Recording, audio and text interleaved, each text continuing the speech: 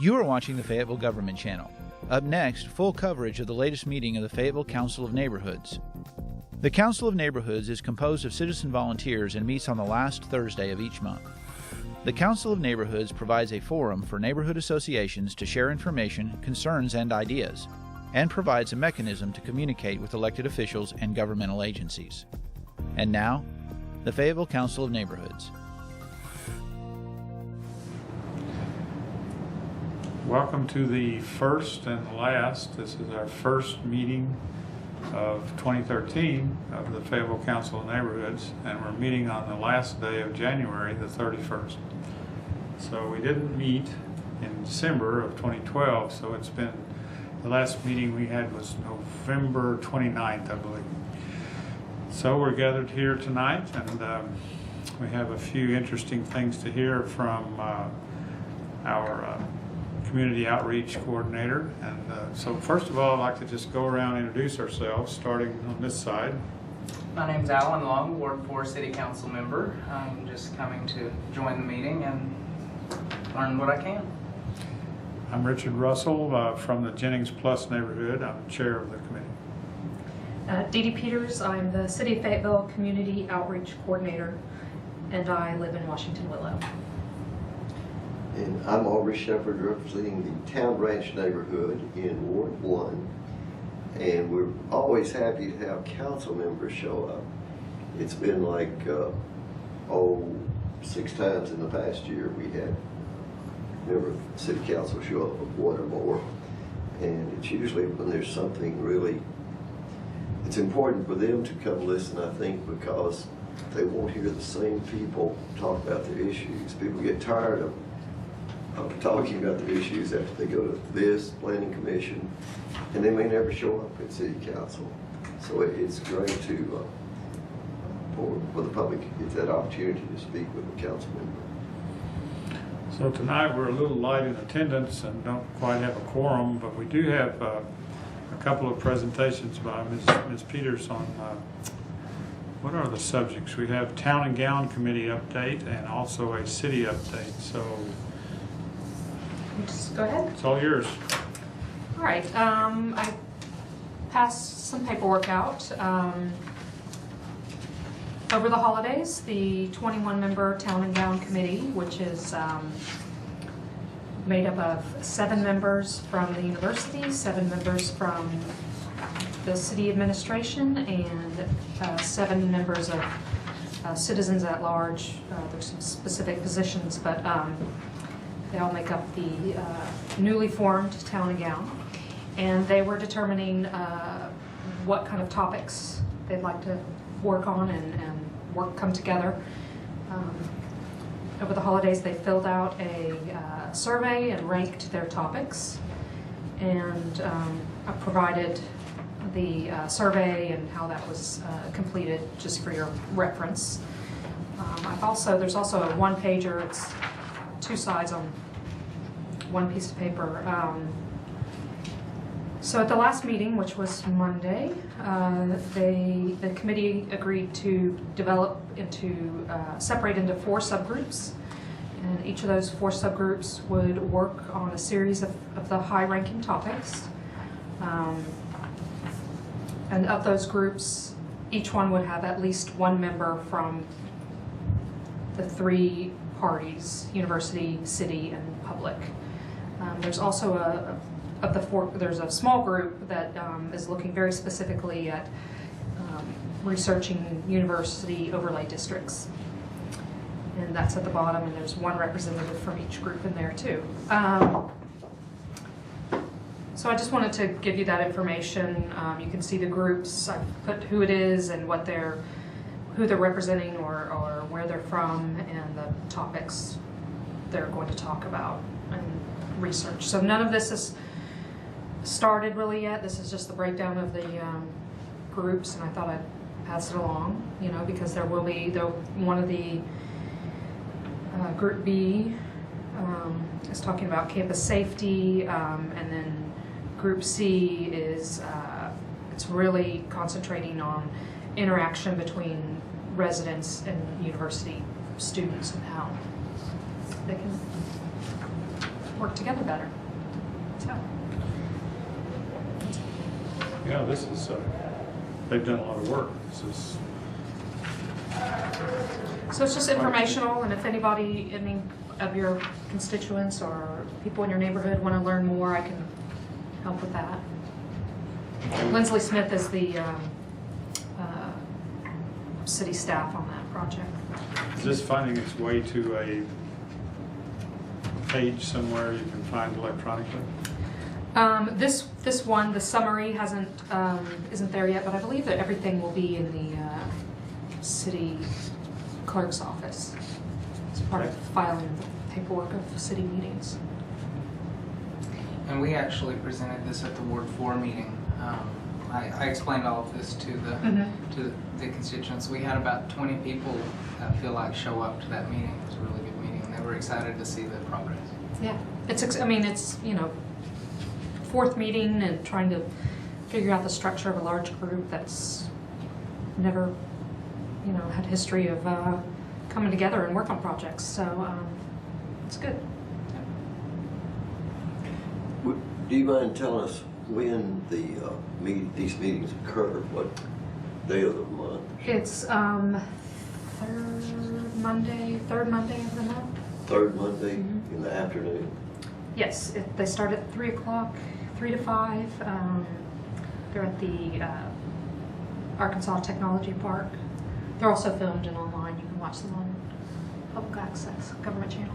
I believe the next meeting was March 25th. Yeah, they did change it because of a holiday. So March 25th is the next one.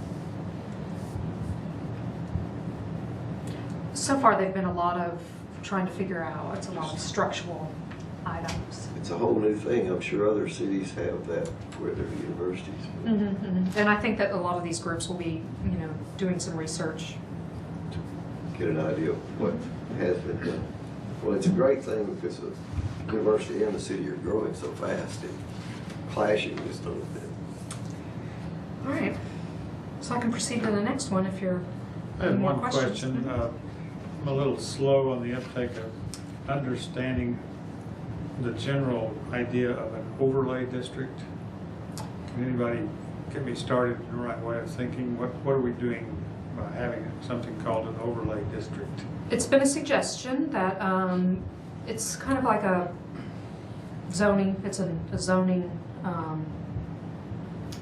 structure, and so it's something that they're just investigating, looking at. I'm sure they'll look at other college towns that maybe have noise ordinances closer to the university, or just I don't feel like I'm qualified enough to speak about them specifics, but it's zoning related.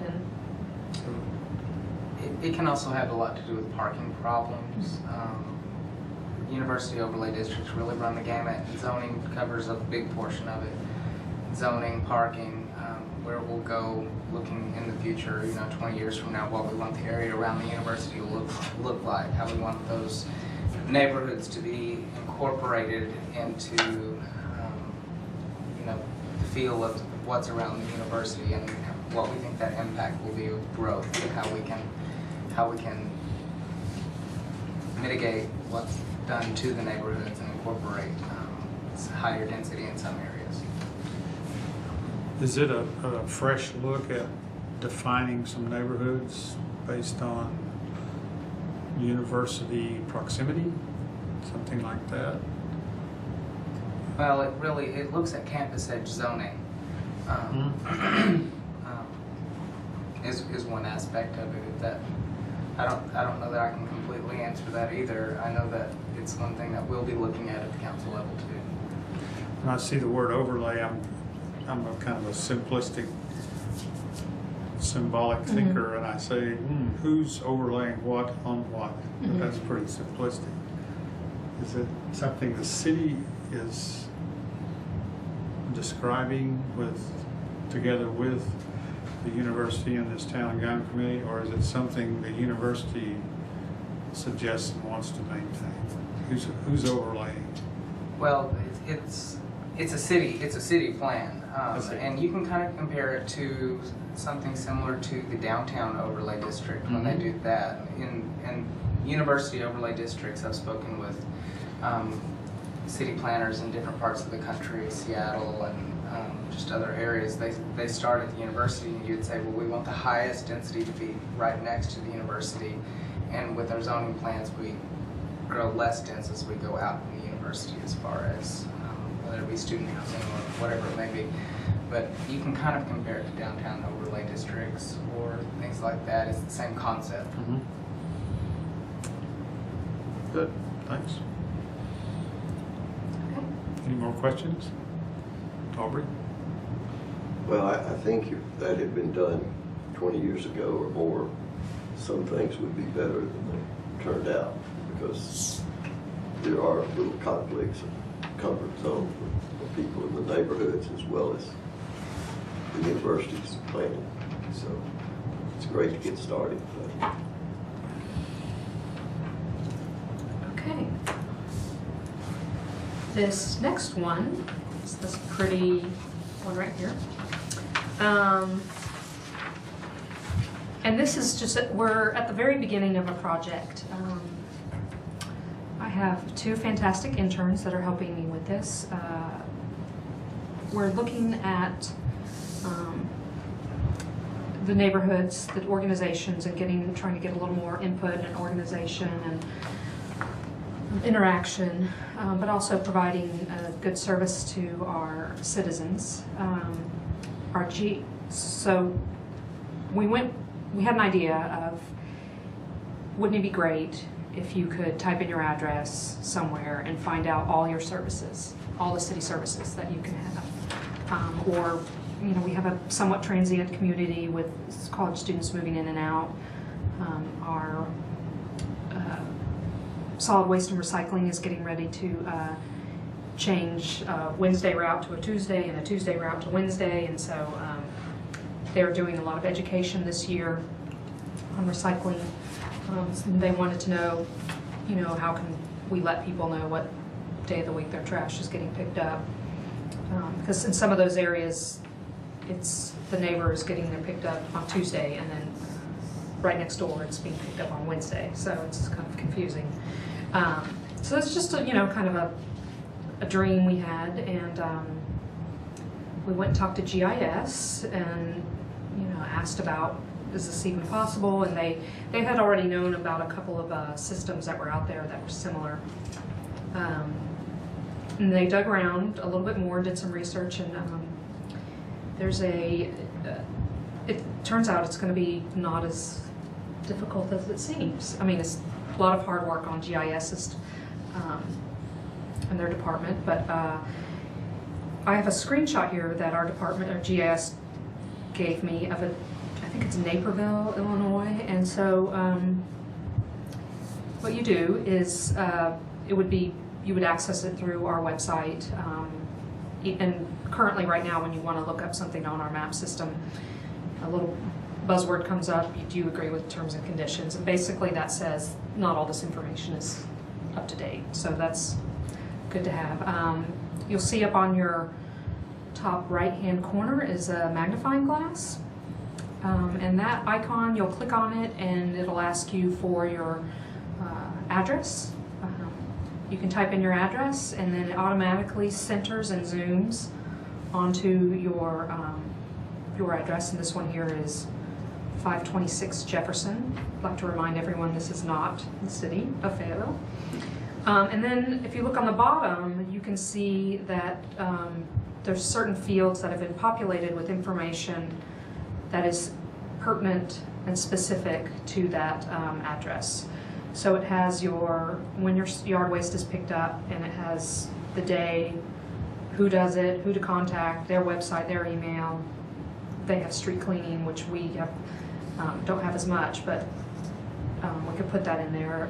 The nearest libraries, directions on how to get there, post office, police stations. We want to include what ward you're in, that contact information, your various local government, so that includes county, districts within the state, and how to get a hold of those particular individuals, state, all the way up. What school system, what school district you're in, what elementary school you would go to. And then also, so let's say you find out you're looking at your yard waste, or you can click on that area and it'll show you where the Tuesday boundaries are. And so each one will have a boundary, not each one, but a lot of them, you can see where your political district ends or where your ward, where the boundary is. And this automatically will work on iPhone and iPad. I'm not sure about other devices, but it automatically resizes. Yeah. So this is something that we're working on right now. It's not ready to go live. It's going to be a few more months. I think it's a terrific idea. Yeah. I mean, it was amazing that it's one of those things where you're like, I have this great idea, and it already exists, which is nice, isn't it? Yeah, and I think a lot of the newcomers to town would really, that would be intuitive for them to look this way. Yeah, and you might even, looking for a rental, you might even decide based on what you could pick out of a scan like this. I would just imagine that if you Like a school district. you were looking for a particular school, or you wanted to be near a police station or fire station, any of those, close to a library. All right, come on in and join us. All right. Pull up to the desk if you like. 2 council members. Sarah? Are you shy about introducing yourself on live camera? No. Please do. I'm Sarah Marsh. I represent the citizens of Ward 1 on the Fayetteville City Council. And also chair of the Environmental Action. Yes, I chair the Environmental Action Committee and I'm vice chair of the Water and Sewer Committee. And I'm the council liaison to the Fayetteville Forward Group and also on ordinance review. She's not busy at all. We're glad you had time to come to this. Well, I thought I'd at least catch the tail end. I That's can good do to the whole see. thing. We've been having presentations here about Dee Dee on some things she's been working on. She gave us a nice report on the Town and Gown meeting that was this Monday. And then this last thing here, maybe you know about this. I don't think she does. Yeah. It's kind of just beginning. This is a service that we're working on where a citizen, well, anyone will be able to go online and type in their address and type in a address and find out what services are available for that particular address. Street clean, not street. We may have street cleaning, yard waste, closest library, what ward you're in, state districts. And it'll have all you can see on the bottom in the gray part, you can slide it over and it will have the contact information, telephone numbers for all these places. So it's gonna be great. Will it have contacts for our legislators? Yes, it'll have it'll go from local all the way up to federal, so. Great. It's a great service. We just met the people who run the GIS department this last week in our last part of our Alderman orientation. I have to say they have some amazing resources and they are a great group of people. Yes. Yeah. Aubrey, you have any shopping list to add to the things Dee Dee's offering? Like brown wren, We do have habitat? street sweepers. I know, I was thinking, I don't think we do them in all You- streets. So I'm privileged. You are privileged. They don't come on my street. Really? Is it too steep or something? It's a dead end. Yeah. Could you sign up for alerts, like for when there was a bulky waste pickup in your neighborhood? I'm not sure or because ward someone, meeting? I want to make a list of questions because Someone also asked if you could be alerted about elections, because some elections don't get as much press, or, Yeah, especially the school board. yeah, school board. Maybe you'd probably already thought of this, but the polling place, your polling place would be a nice thing to have on there, because when I was at the polls this time, I had a lot of people ask me where their polling place was, and I had my iPhone, so I would go to voterview.org and type in their address and tell them where to go, but that would be a helpful tool. Right, and especially if it could send out an alert, like remember to register to vote by X date, and this is your polling place. Yeah, I'm not sure all that what this can do, so I can ask. Okay. That's some brave new work. I just think it's great that I can find all the Yeah, anything information in one spot. that enables citizens to have more information and be engaged is a good thing. Parking, I will put that on here. Good question. rules of engagement. If you're parking in this Public area. parking? Or is this the entertainment district Yeah. parking, or what's, you know? Or is this a public street or a private street? Yeah. Am I allowed to park here if it's a public street, or? Yeah, those are all things that newcomers struggle with.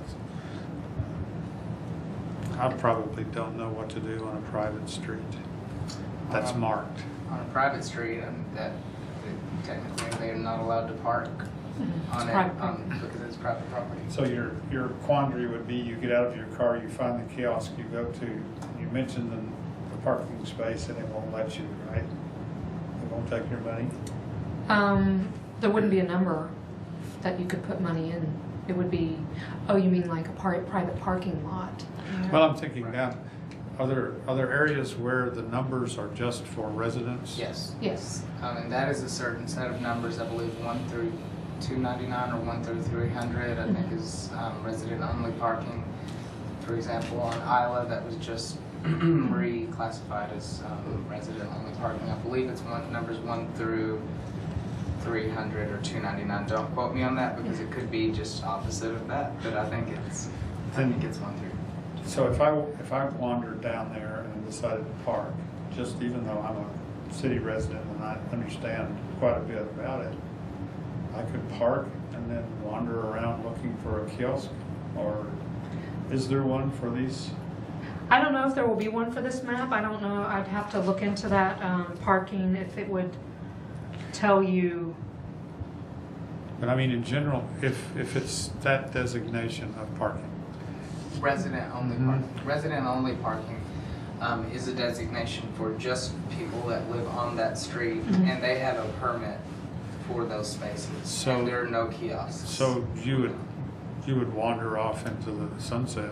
Well, there's a Not knowing- sign There's that also says signage that residents says- only. Right. Okay. Yeah. So that. But it could be that Those boundaries would be, you could put, Fairly I can simple. find out if you can put them on here, because then you could find out, oh my, and then were you saying that those get adjusted around, they change from time to time? Those boundaries? Seemed like you were talking about Isla just now, and I thought, Well, an That ordinance was was special. recently brought forward to City Council and passed that Isla was zoned residential parking only because they were having issues there. so that's some change that has happened recently. Yeah, and it was just one block It was just one block of that street. where they were.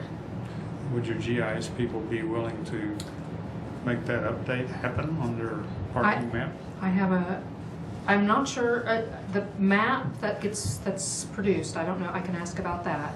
And then I can also ask if it's possible to put they also call it a layer Overlay? or overlay of information about the parking in here. So for instance, if I lived at 526 Jefferson, and if I was able to find out, it'd be a different color that would show up if I highlighted down here on the bottom parking, and it could say, oh, you're in the entertainment district. Yeah, So here's how it works in the entertainment district. Yeah. Oh, you're on a you have no parking resident-only- restrictions, or You're in a resident-only street, here's the rules. yeah. Don't park probably, and don't look for a kiosk.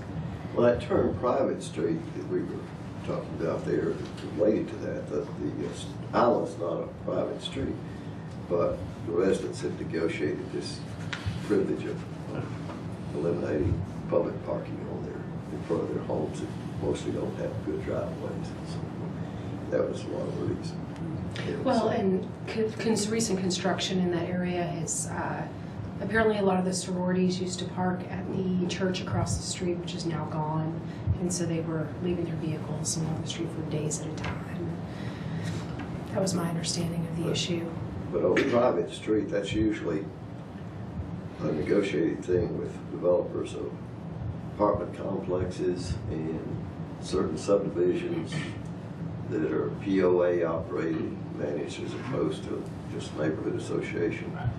And so they can limit parking, and particularly when they're building these very narrow streets through apartment complexes where you get to certain places that are parking spots.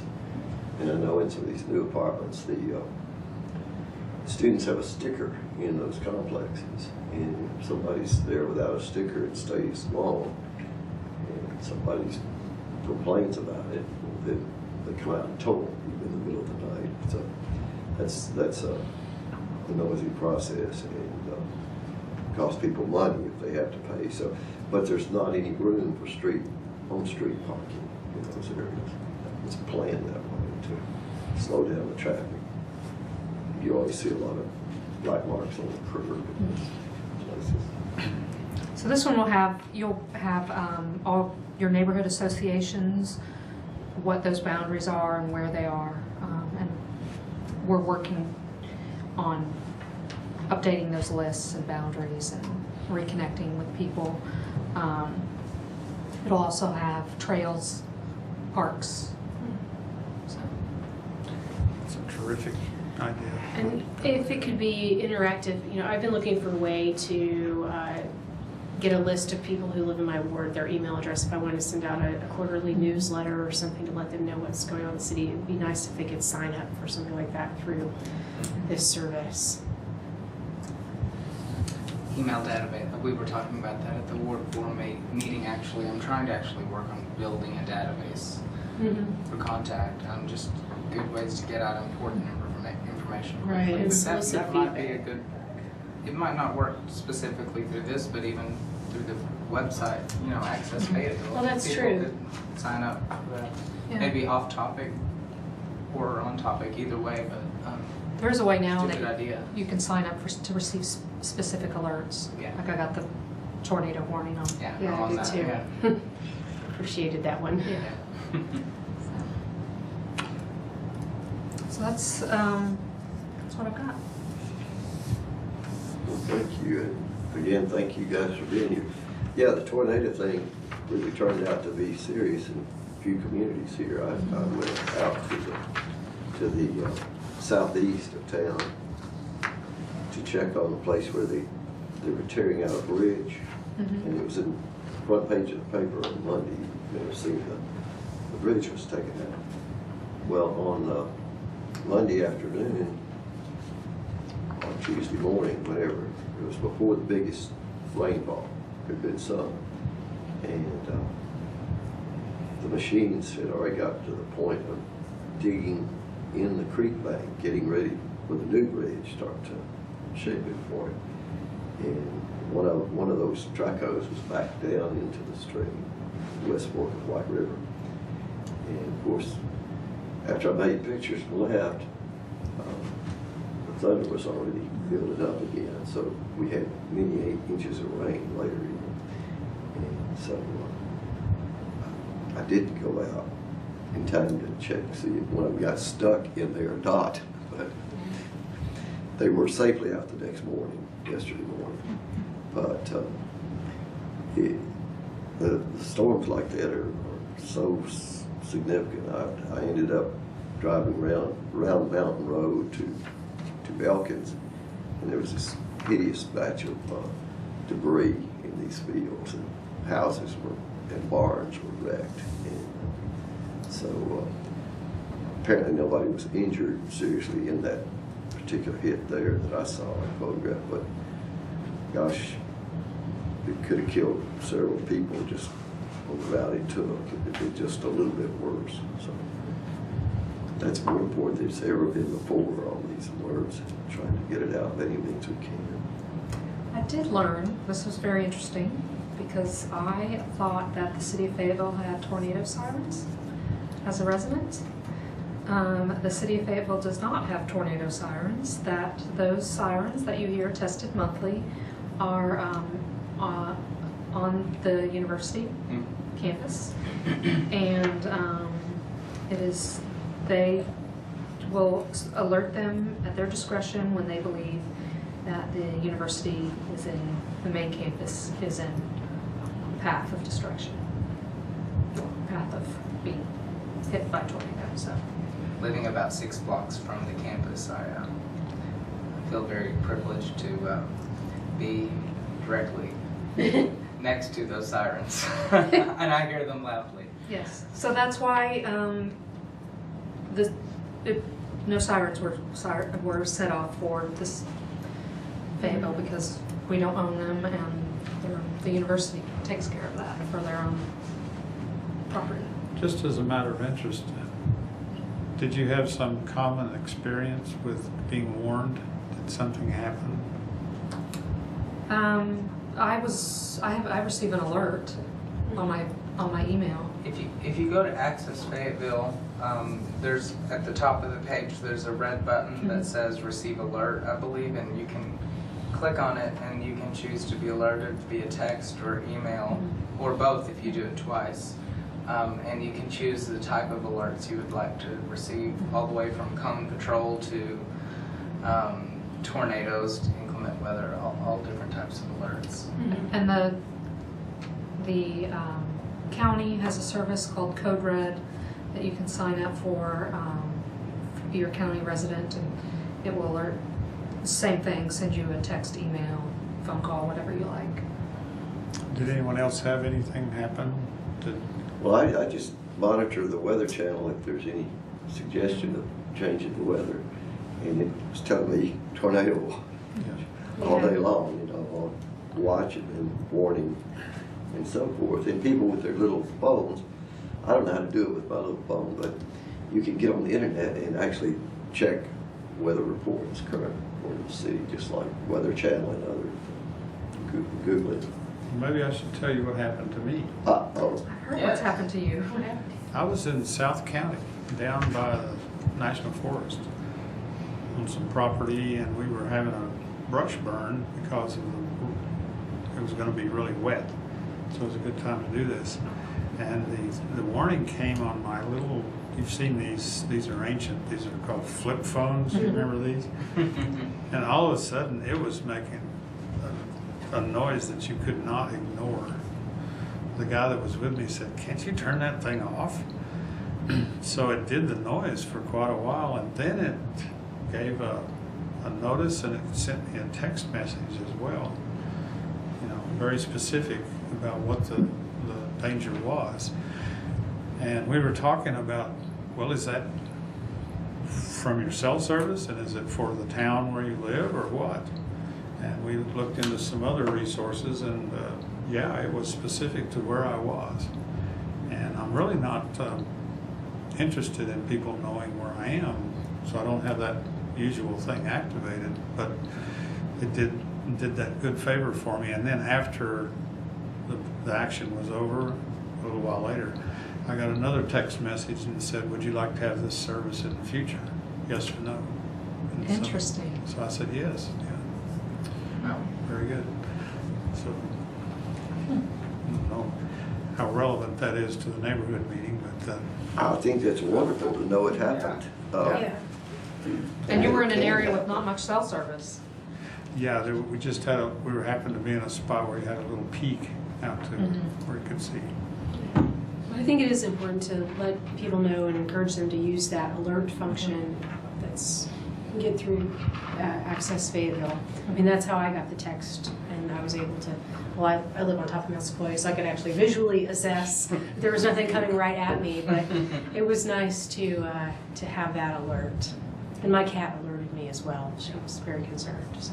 And I mean, I've lived here for 12 years, and I always thought that those sirens were, because I can hear them at my house, so I just assumed that they were, you know, part of, that the city was taking care of me. Well, if you think about the typical path, southwest to northeast, and the cross-section that the university shows to that path, you'll probably usually get warned if it's really coming through. But if you lived very far east towards, you know, 265, you probably wouldn't hear it, nor would you know that it was. Well, those practice warnings, some of them come from a blasting place down maybe at the South Campus, the Research Center or something. They come from south of. Yeah. I can see that they would be down at the. Just on the main campus. It's down Engineering South and out at the Ag Rock Farm. That's where the other. Yeah, that would make sense because there's. Yeah, by the biomass building. Thank you. They told me campus proper is what they said, was the language they used. And I don't know what campus proper includes. Well, we're just having an informational meeting, and we're to the end of Dee's information. Probably not to the end of it, but we got a good presentation from her. Would you guys like to? I would just like to invite citizen feedback on the agenda item that's going to be coming up this next city council meeting regarding the potential sale of the former Mexican original plant to a gas station. And I would like to get some feedback from citizens on if they think we should sell that piece of the public trust, and if so, do they think a gas station is an appropriate use for that site? So if any of them could email me through the city website or contact me through the city council page, then I would love to hear the feedback. What, can you tell us, I didn't get to listen to the whole agenda session. Was anything reported from the bidding process? We have 2 bids currently, and we've asked both bidders from Come and Go and Casey's General Store to come back with final sealed bids that our city attorney will open at the next council meeting. So right now the bids were equal. I think they were both for $1 million plus $100,000 or a quarter of the cost to tear down the factory, whichever is less. So they were equal bids. They had virtually identical site plans. So we've asked them to sweeten the deal and come back and talk to us at the next meeting. And we've also invited other interested parties to make proposals. Well, that's the way it should be. I think that we get more bidders if possible, because as good as that offer seems, in many ways, that particular similar offer that are there could be somebody who wants it desperately more, and the city could really come out even better, because we would like to see nothing spent on tearing it down, personally, as a taxpayer, and see it all financed by the buyer. Aubrey, I usually don't speak up on these things, you know that, but I'd like to mention to you that there is another factor to consider, that the safety of the building, as it stands now, is a problem, and the city will have to deal with that eventually, and there's that cost of the city itself tearing that building down.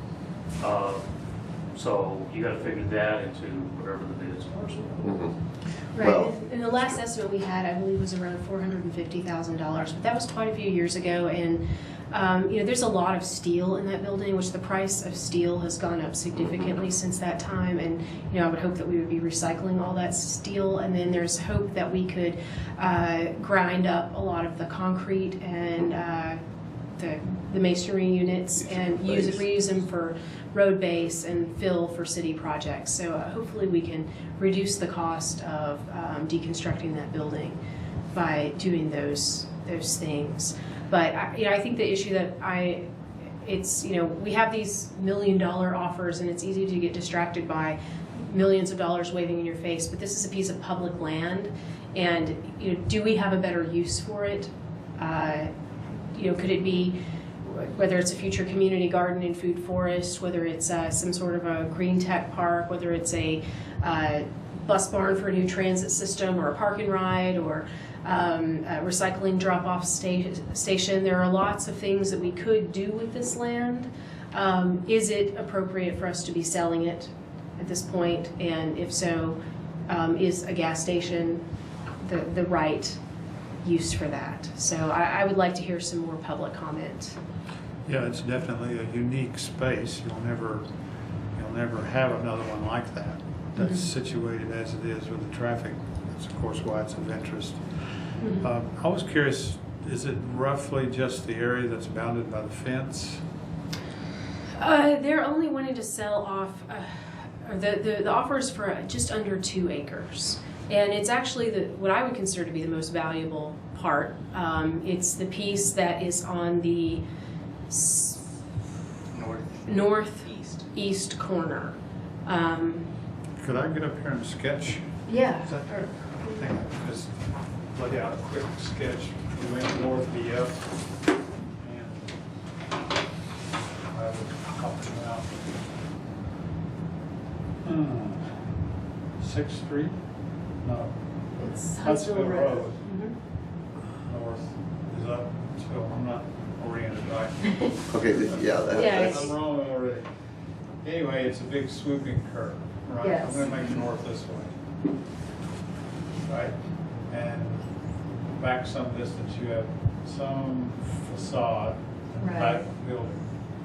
And then there's a fence. Sort of like this, fire station over here. And so, there's.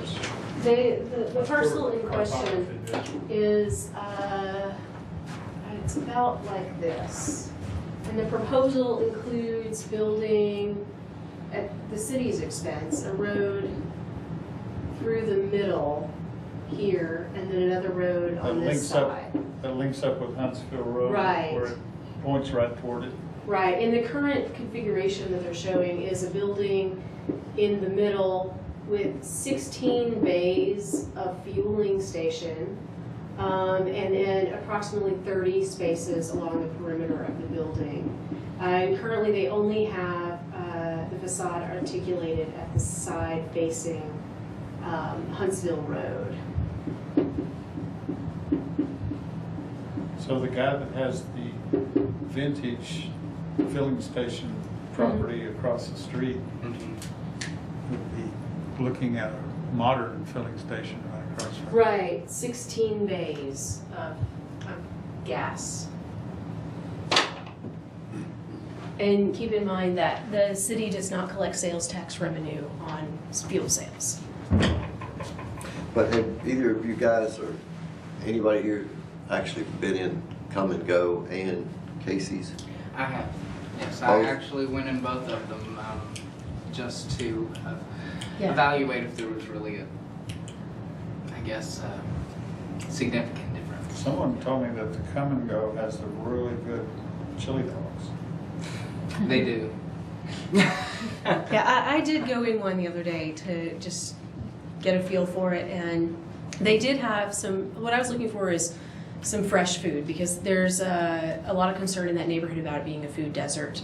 They're not connected by sidewalks to any grocery stores. Ozark Regional Transit stops at 6. There's a lot of low-income people in HUD housing down there that are having to shop at convenience stores because there's just no access to fresh food. And I did see some. They did have a few fresh fruit items, some wraps and sandwiches.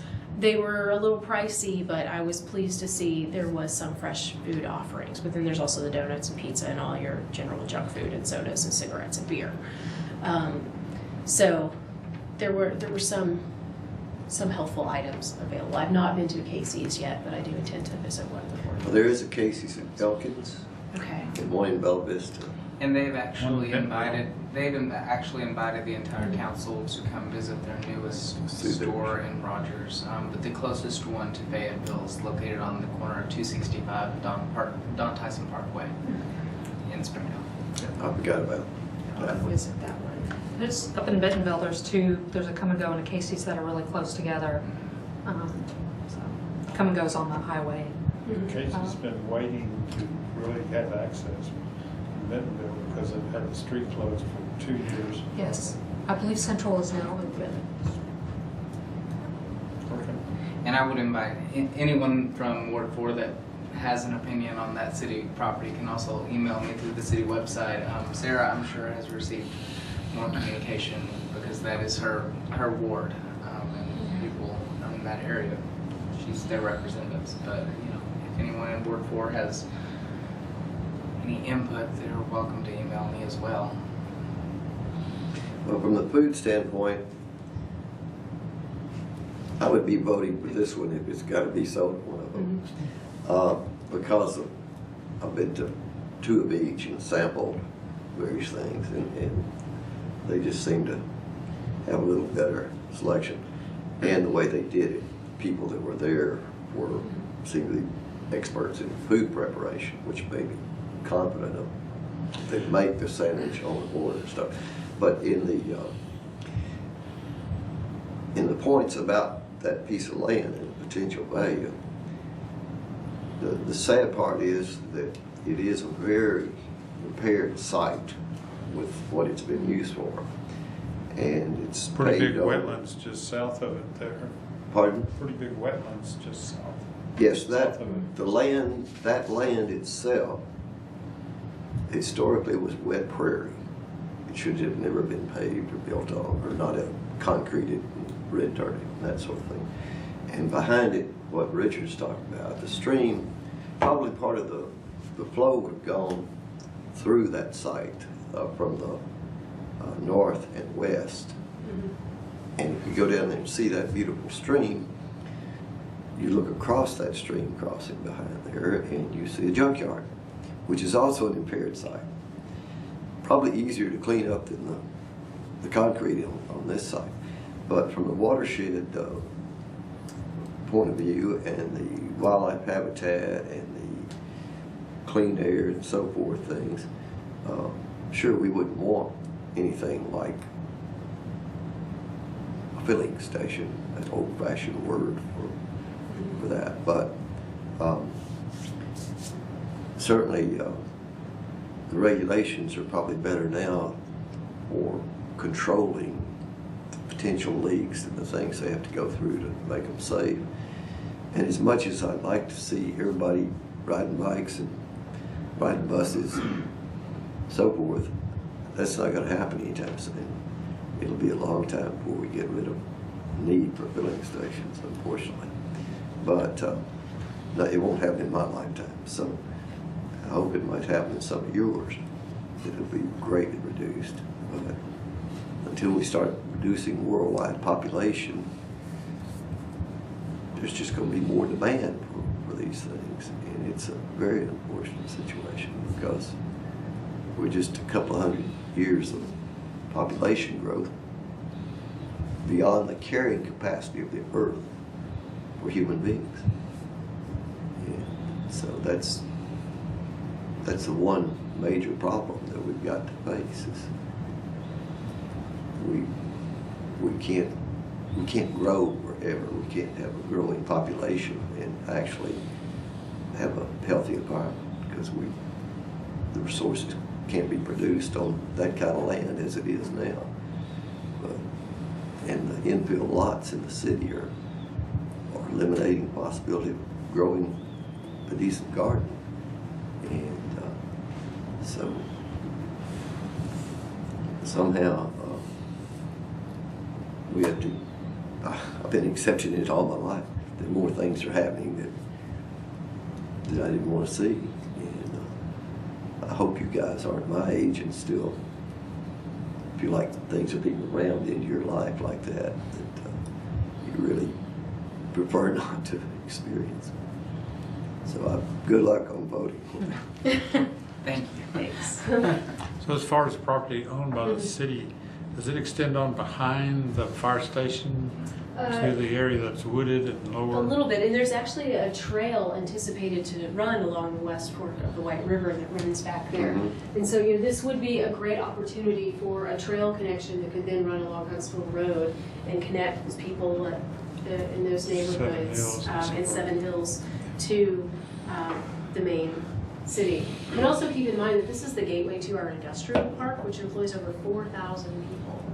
And, it would be great if we had something better there to serve those people. The city's a big player in that area as far as land use. There's a lot of city land there, and it would be a nice tie-in for a future use. If we were to expand any of the departments, it would be a good place to grow to. A demonstration of something that addresses the needs you mentioned earlier. Mm-hmm. Are you going to start coming to all our meetings and help fill in with informative? I will come as I am able. So it's You're on my calendar. And it's good to see this. I'm liking this a lot because it's another vehicle for getting ideas moved around.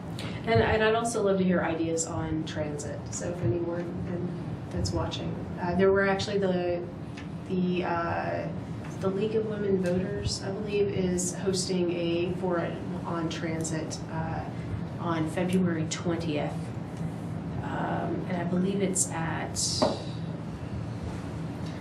on my calendar, but that's not... It's on my calendar, yeah. I think it's the Episcopal Church, I'm not sure. But I'll have to... Is the planning district going to be involved, or is it? I think it's just a forum on just trying to build some momentum for transit. And I'll be one of the panelists, and they've asked me to share my experiences with transit. I lived car-free for 8 years, and so I'll just talk a lot about that experience. And I know Mayor Jordan will be there, Jerry Van Hoos, and I believe the new director from Ozark Regional Transit. Very good. Where, was it an urban setting where you lived? Yes, I lived in Seattle. But then prior to that, when we were contemplating the war with Iraq, I gave up my vehicle and decided that I was not going to drive a car again until that war was over. I didn't realize that war was going to drag on 10 years, or what's it been now? So I did live in Fayetteville for 4 years with no car prior to that. But that was when I was a student. I was a little more ambitious in my bike riding than I am these days. I don't think I could do that now. And you weren't a candidate for a Green Party. Yes, that was a long time ago. Well, that's a segue into something I was thinking about, because I understand that in some future meeting of this that we will be looking at some of the, shall we say, sustainable projects that are underway around. Some focus on some of them. Is that correct, Ms. Peters? Have something about the Partners for Better Housing? Yes, we can have some representatives from working on the Willow Bend project. That's affordable housing, which to me says sustainable. Are you in agreement that that's something parallel to sustainable? Yes, and actually, instead of affordable housing, it's actually attainable housing, which is a little bit more expensive than what is technically affordable housing. But I believe their price point, they're looking at between $80,000 to $120,000. But it's a community land trust project, which means that you don't own the land. It's a 99-year lease on the land, and you own the home. And so there are some stipulations on occupying and selling those properties, but ultimately it will enable people to live closer to downtown. And they intend to seek LEED certification. They'll be small, energy efficient homes. So do we want to have that at an upcoming meeting? I can arrange that? Well, we're on our agenda now. We have had the Town and Gown Committee update, the city update. We have had excellent additional things that weren't on the agenda. And now we are to the point where we're talking about agenda items for February meeting, but I was just sliding into it from a general point of view of future meetings. And Aubrey. We are also talking about, Frank Sharp said he wanted a rain check on coming to this committee, but he... and that's a land use proposal Kessler out in you guys have been out there. South, was it South Pass. I keep Development wanting in to say South Kessler Fork, but Ridge. that's not. It's a fairly 300, 400 acre package of land, and some ideas about some ways to go with that.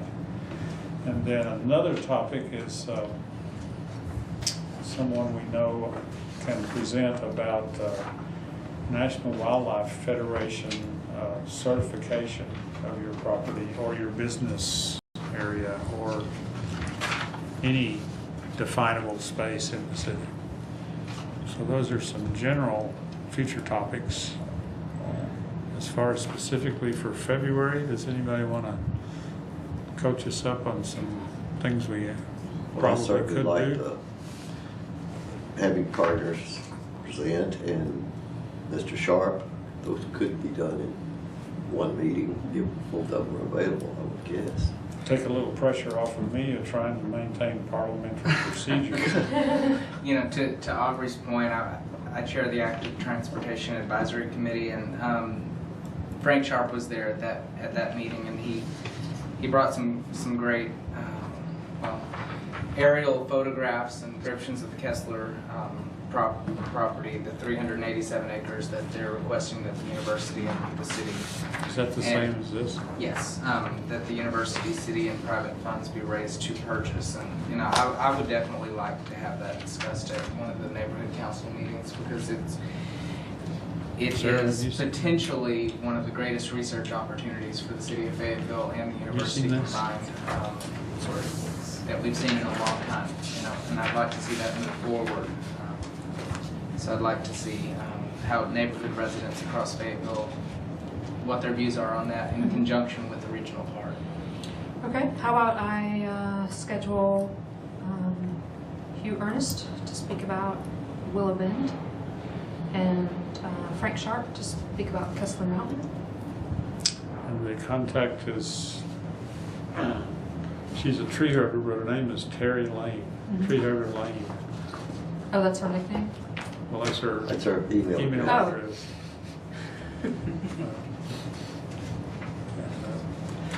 Richard and I are on Environmental Action Committee with her, and we're also partners for better housing. Yeah. So we're already involved with these things. Okay. They have to be shared. Yeah, and they're, Yeah, I know think this generally is, where it is. I'm not quite sure yet who our audience is, but whoever we are, whoever we're talking with, having these conversations with, these are three very interesting evidences that there are things going on that are thoughtful and progressive, and in the sense that, in the vein of being sustainable and, what were you saying, achievable? Attainable. Attainable. Can I suggest that we push the National Wildlife Certification to March? Is that possible? And we can do Kessler and We'll have Willow to Bend? talk to Good idea. Terry, and Okay. there was something she kept saying about Thursdays and soccer for her daughters. Okay, okay. But maybe soccer will eventually lighten up. Yeah, she had been ill this week and posted about it, and still in planning for EAC meetings, she doesn't want Thursdays, so Okay. we can get her here, but then we can do the same thing with this. I've got all that information and stuff. You can- So we don't Get her have on to have an camera some other outside time. speaker if she's not. And something else that you might consider adding to an agenda for March or even April is possibly having someone from solid waste and recycling come and talk to the Council of Neighborhoods, because there's going to be some great opportunities this year for the recycling program in the city of Fayetteville. Not only is it great for the environment, but it saves the city of Fayetteville a lot of money to recycle, because those are, you know, valuable resources that we're selling back into the market. And the expansion of that program is going to be really important for us. So I'd like to get more neighborhood involvement in that. That'd be Brian Pugh. Yes, and Brian this year he'll launch a really large educational program about recycling, and he does want to have neighborhood block captains that can help teach recycling, because it can be complicated. Just a little while ago we could recycle 3 through 7, and now we can't. And I know I love to tell the story that my first complaint to the city was to Brian Pugh about why the city would recycle my yogurt containers because they were number 2 plastic, but they're not bottles. And the whole, he took a lot of time to explain the whole plastic blowing process, and now I get to work with them pretty regularly, so that's fun. I have some real baseline questions to ask they sound irreverent, but I'm trying to get my head around what the city's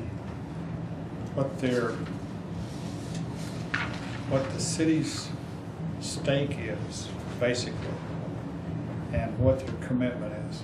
I think about things like, I go out and buy something. Mm-hmm. Let's think of the most ridiculous thing I could go out and buy as far as recycling goes.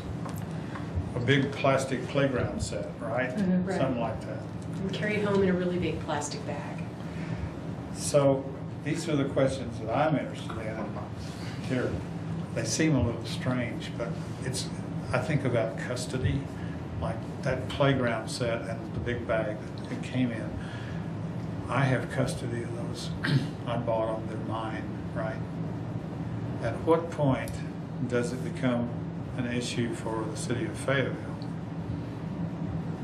When I try to divest, or, you know, I'm curious about that transaction. When does it become Brian's problem? Not dragging on the city property to leave it? Are you asking when does it become the city of Fayetteville's issue, when you're trying to, for lack of a better word, throw it away? See, isn't that an interesting point to talk about things kind of for my benefit? Like, what? And then the other side of that whole coin, in my thinking, is if a piece of material is an asset, if it has some value, some intrinsic value, like say it's a Aluminum ladder. a solid copper engine block and weighs 1,000 pounds. Everybody's eyes are lighting up because that's obviously worth something. The question of the transparency of the trail of that piece.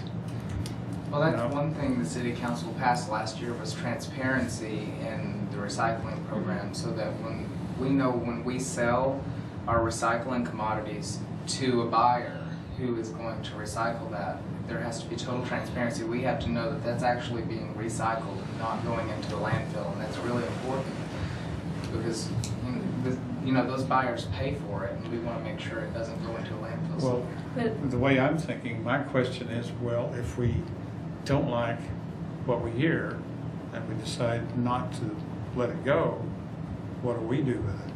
Well, I think that the We city... put it in a landfill, right? Yeah.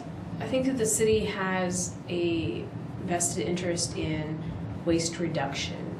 And, there's been a lot of focus on recycling, but coming from the building industry where I was a sustainability consultant, our first mission is to go in and reduce the demand for energy. And I think that as a city, we need to go in and reduce the amount of waste we're producing to begin with. And we need to take a long, hard look at plastic bags, non-biodegradable or non-recyclable takeout containers. And, let's get some of this low-hanging fruit and just stop making so much garbage that we then have to dispose of or recycle or, ends up in our streams. And, I've been taking my own bag to the grocery store for probably 15 years, and it still amazes me when I see people walking out with a cart full of like 20 plastic bags. And I think it's just really, it's education to start with, and I think maybe helping people to understand that you don't throw that plastic bag away. That plastic bag, ends up blowing out of the back of your truck and getting caught on some farmer's fence, and then it goes in the stream, and it's still going to be there when your great-great-grandchildren are alive. And what legacy are we leaving? And it's not a very good one at this point, and we have to address that, the waste production. I think I find myself in a predicament, like I have a stash of those in my house. I have a closet full of plastic bags because I don't know what to do with them. I don't know what's Walmart okay claims to to recycle them. Mm-hmm. it's okay to do with those things. Your point, I believe I caught it, was I wouldn't have that problem if I had not taken them in the first place.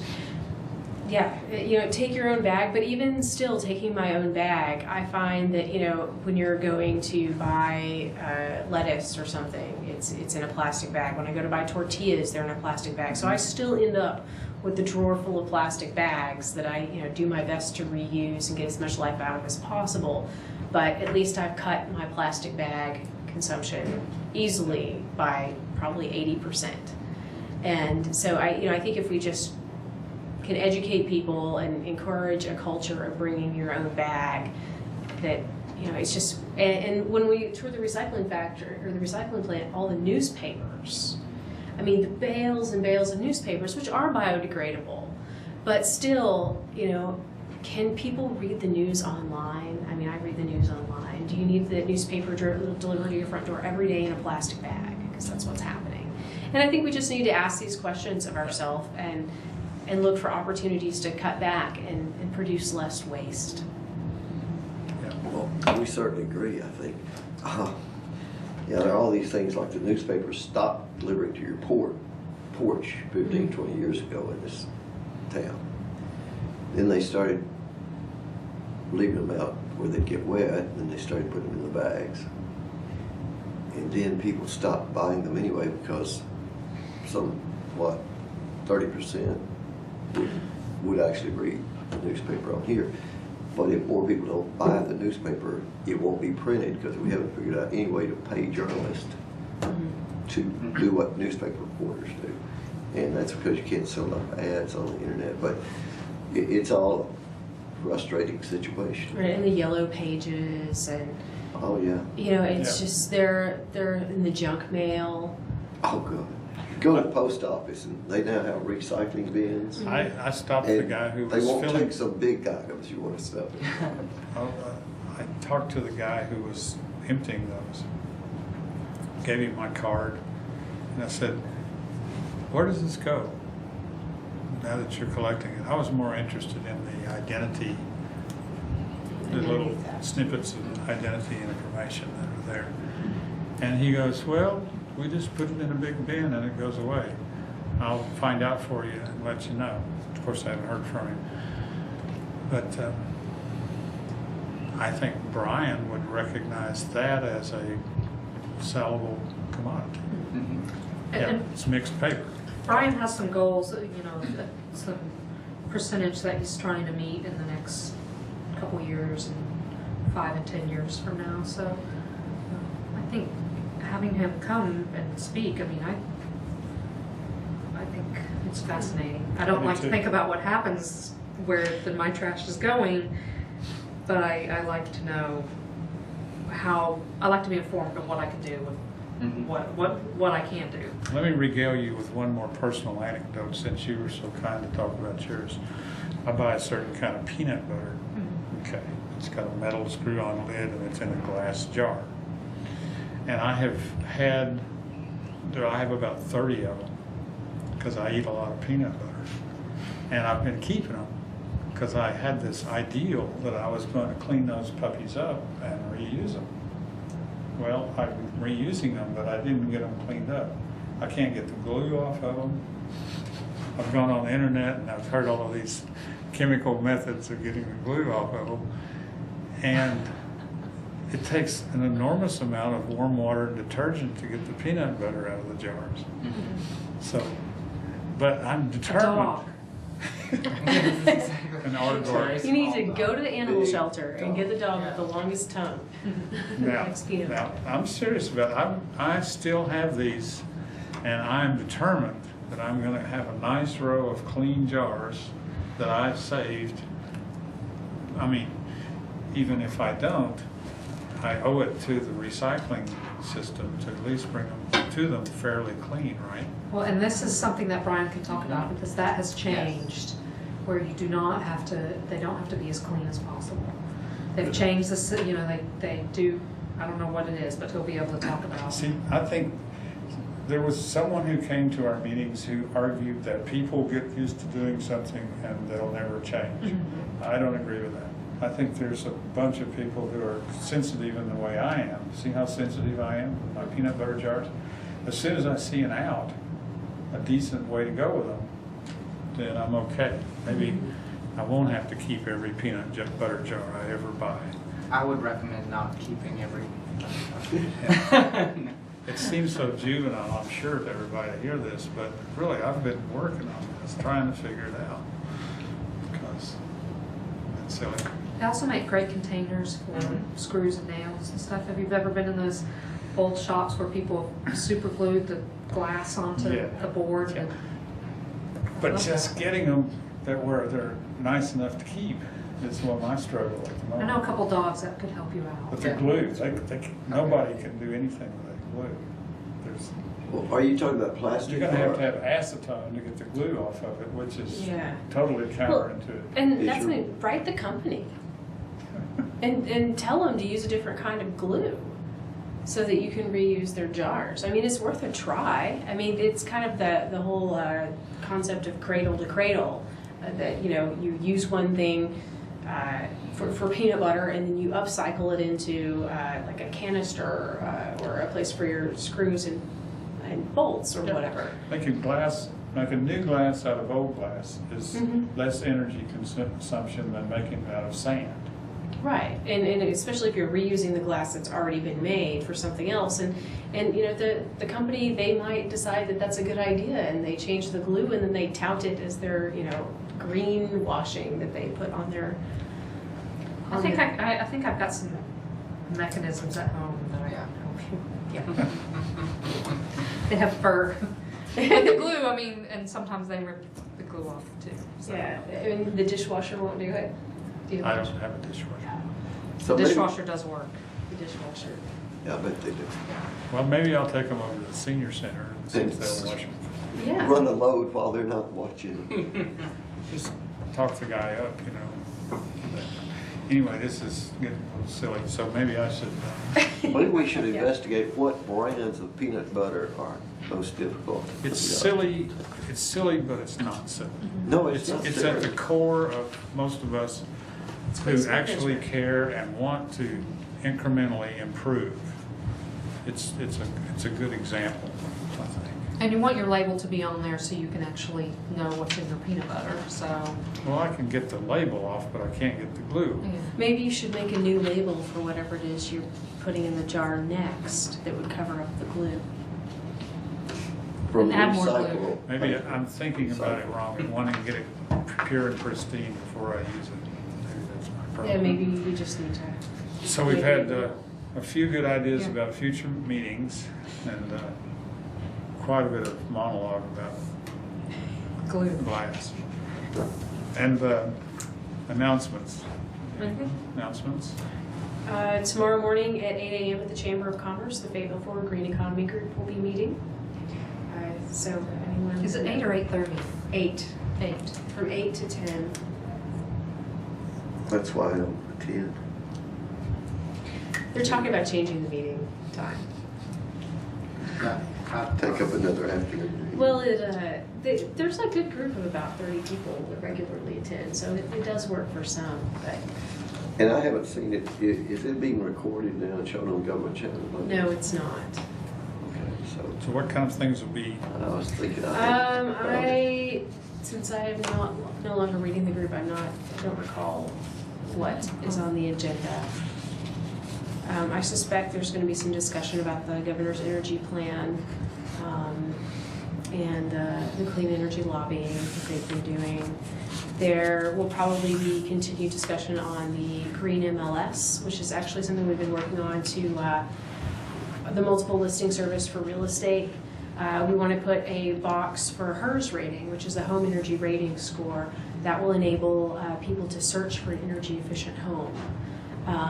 And then there's also, we're doing a lot of work in terms of educating realtors, lenders, and appraisers and real estate agents about the added value of energy efficiency. So I'm sure there will be some other things on the agenda as well. Well, I did watch them when they were on in the early years, 4 years ago, religiously. But I watched them later today. Oh, yeah. Yeah. That's, some of us just aren't great, get up early. So we step Early bird gets the worm. Well, my granddad used to tell a story called nail soup, and it was a typical long story about people showing up with something to add to the pot. And a marvelous meal was had, and I think tonight's meeting has been a nail soup meeting. Very good. Lots of good input and fresh ideas, and not a lot of controversy. Should we call for a motion to adjourn? I want to thank Other comments? 2 new council members for being here. Yeah. I hope you keep it up. Well, I want to thank y'all for having these meetings consistently, keeping people informed. Well, you know what? If something controversial comes up, this will be packed with people who are mad about something. So I was, if I may, ask Alan Long about the neighborhood issue that came up. Some of your neighbors were concerned about, just about election time, that people were clearing up the area between streams in your neighborhood, the lowest part of a low area of streams, and it was wetland, deep wetland soil. They removed the trees, and I photographed all this, visited with you out there a couple of times. How is that looking now, and what kind of effect did that have on your thoughts about the way things are done here? I think that area, we were able to have them do some mitigation that add some sediment fencing, but actually what the work that they did was approved by city engineering. So that was all pre-approved, the rerouting of drainage streams. So they had actually gotten the permits to do the work that they had done. And so, you know, after when we contacted you that day, when you came out after that, I walked by the other day and talked to the person doing it, and he's got the proper check dams in and sediment fencing. So, I mean, the trees can't go back, unfortunately. But that's something looking forward, and I think that the city needs to look at building in some tree conservation into our construction codes for our harbor in Fayetteville, because, you know, we look back 40 years and Fayetteville didn't have the harbor we do now, and I don't think it's a good idea to let it just be eroded like that. Yeah, one of the things about it is that the engineering department, we do have a low impact development as a choice developers can make, but we still don't have an ordinance saying that's the desired first choice, and that you have to have a permit to put a pipe in the ground instead of an open swale. You have to have clear, big public hearings before you remove precious soil that's accumulated at the bottom of those flow areas that come together.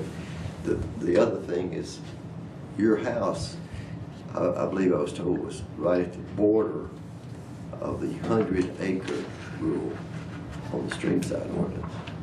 Actually, the lot next to the one that you were talking about, and behind me, next to it, is the point, is at the specific spot, the back of that lot of the 100-year floodplain drainage area. Yeah. So what we were talking about is that the streamside ordinance doesn't go into force until the stream watershed reaches 100 acres, and that's a lot of ground, and especially on those hills like that, because the water doesn't soak in easily till it gets down to the flat.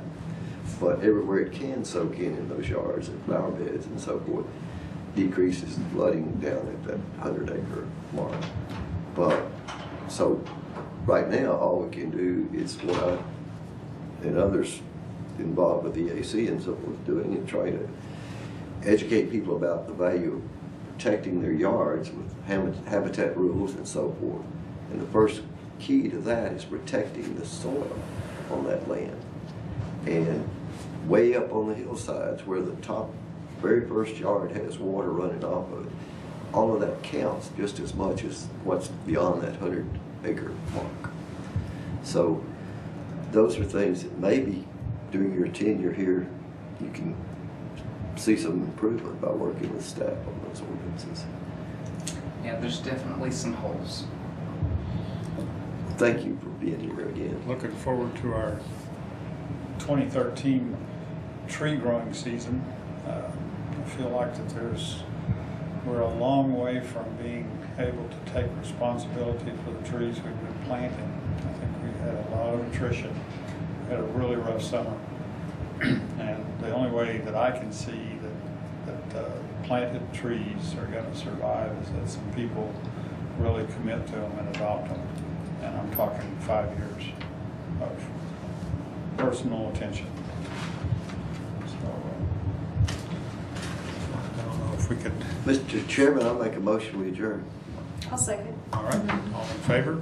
Aye.